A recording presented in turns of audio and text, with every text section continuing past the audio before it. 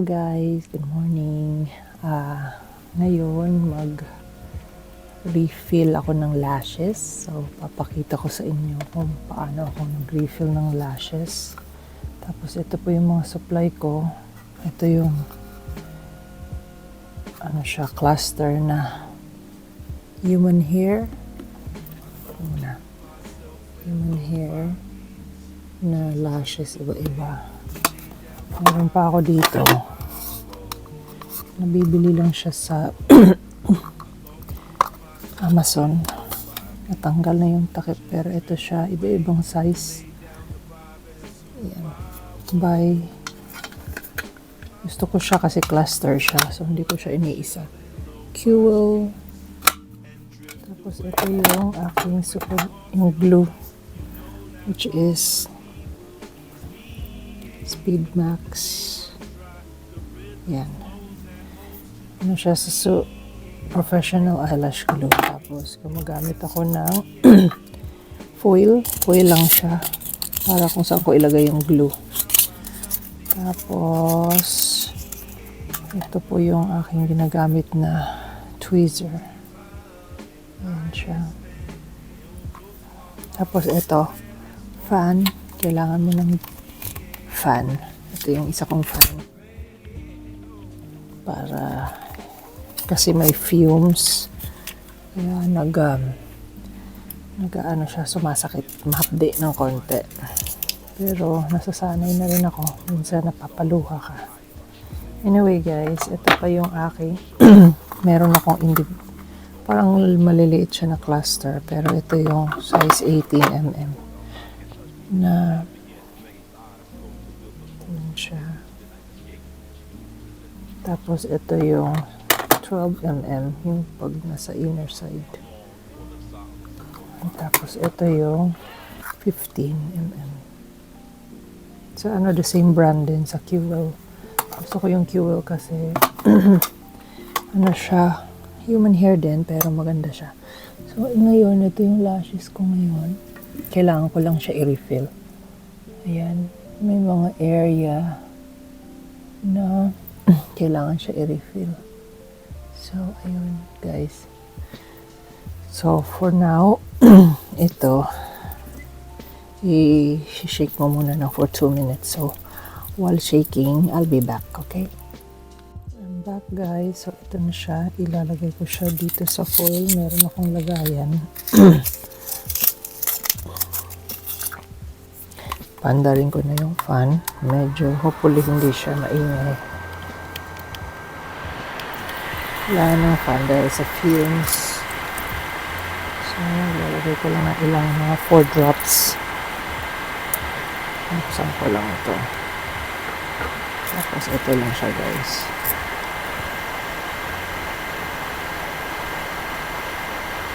So, mga ganito lang. Maliit lang siya. So, ginagawa ko, tingnan ko kung alin dyan. Nilagyan ko pala ng oil, castor oil. Uunahin ko muna yung nasa gitna, which is ginagamit ko mga nasa 15. Which is, ito lang siya guys. Kukunin ko siya.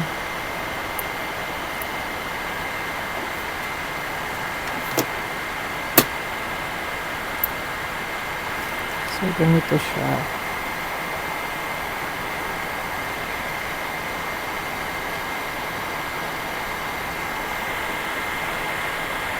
Ganito. Focus. Kasi ididip pa lang siya. Pag ganun. Lagyan mo lang siya ng glue. Konting glue. Tapos ilalagay mo lang siya dito sa ilang. Ako ay puri under.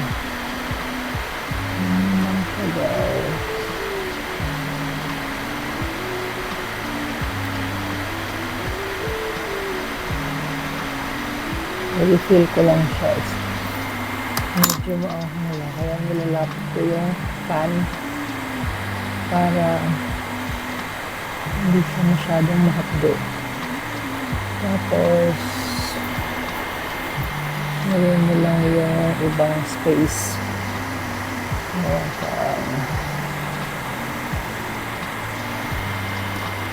maka pa ng isa, which is ganun din. Dip mo lang siya sa glue. Lagyan mo lang siya kung saan kailangan.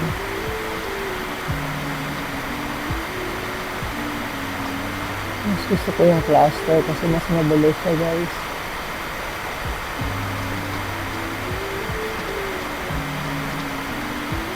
So, ganun na siya. Nare-refill na siya. Then, yung mga medyo kulang-kulang na area, nilalagyan ko yung parang individual. So, medyo mapili yung konti. Ang fumes na kasi. Kaya paanda rin mo lang yung fan mo. Nalagyan mo siya mga kung saan yung kulang.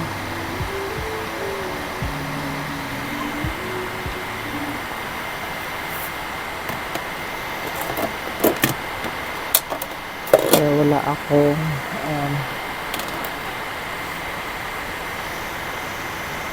number 18 nasa dulo.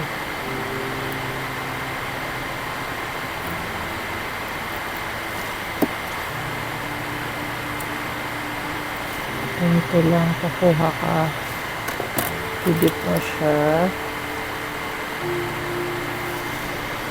Lagay mo dito kung saan yung kulang.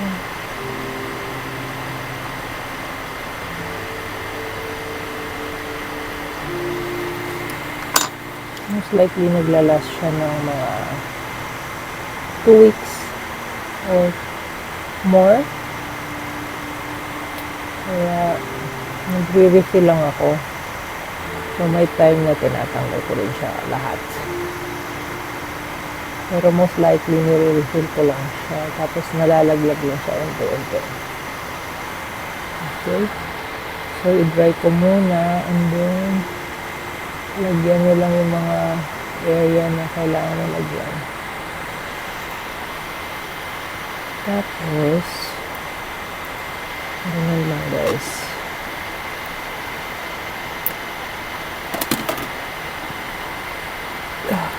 Tapos yung area pa, mayroon pang area na kailangan pang lagyan.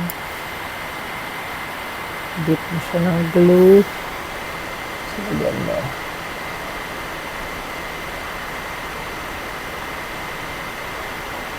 Ano lang siya, guys.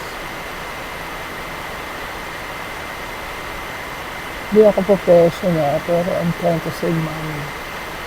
As much na hindi ako magbabayad sa labas. Mahal kasi 100 plus minsan. Kaya ko naman gawin. Kaya whatever that I could do it myself, then I do it. So yung mga naiiwan na area na.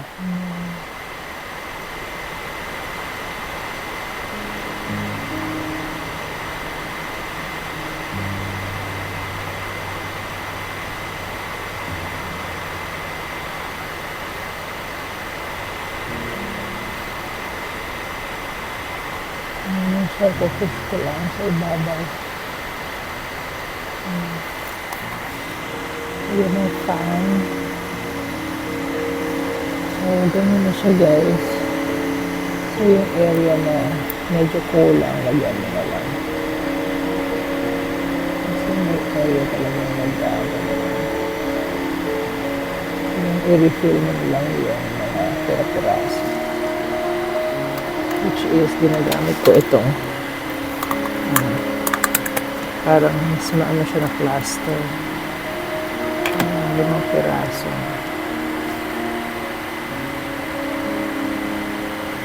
Dip mo siya, tapos lagyan mo kung saan kailangan. So, dito, kailangan ko. Lagyan mo lang siya sa isang pirasong lashes. Dati itong individual lang, yung konting ang nilalagay ko yan kasi mas matagal siya. So humahapdi siya. Ganun lang siya guys.